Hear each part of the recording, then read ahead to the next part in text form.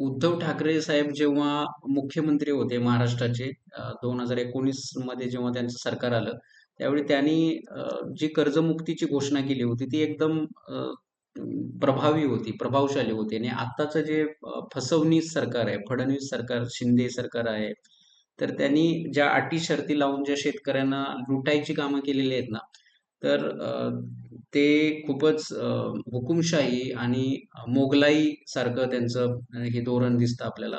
तर एक साधं एक त्यांनी विधानसभेमध्ये घोषणा केली, की आम्ही शेतकऱ्यांना कर्जमुक्ती करणार आहोत उद्धव ठाकरेंनी. कोणत्याही अटी-शर्ती जास्त नव्हत्या, काही नव्हत्या. एकदम सोप्या पद्धतीनं ती कर्जमुक्ती झाली होती.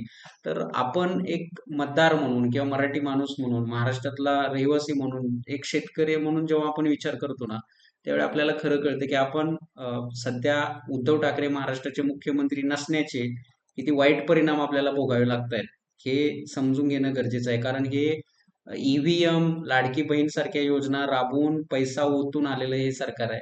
या सरकारनं जी वाट लावलेली आहे आपल्या समाजाची, आपल्या महाराष्ट्राची, ते भरून निघणं, तो बॅकलॉग भरून निघणं हे सध्या कठीण होत चाललेलं आहे आणि ते आपल्याला इथं समजणं गरजेचं आहे.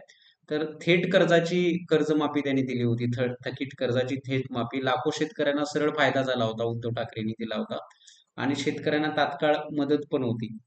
पण यांनी फडणवीसनी अनेक अटी शर्ती लावलेल्या आहेत. अनेक शेतकरी लाभापासून वंचित केलेले आहेत. आणि जर तुमचं 2 लाखापेक्षा जास्त कर्ज असल्यास आधी ती अतिरिक्त रक्कम भरा. कर्ज वसुलीवर भर दिलाय. कागदपत्रे आकड्याने अटींची जाळे. त्यामुळं हे अ, अ, एकंदरीतच सगळं वाईट असं चित्र आपल्याला इथं सध्या दिसतं आणि आपण सध्या किती वाईट परिस्थितीतून चाललेलं आहे महाराष्ट्र, त्याचं पण एक मूर्तिमंत उदाहरण आपल्याला याच्यातून दिसून येतं. त्यामुळे सोनं खरं सोनं हे खरं सोनंच असतं आणि नकली सोनं म्हणजे सध्याचं हे सरकार आहे.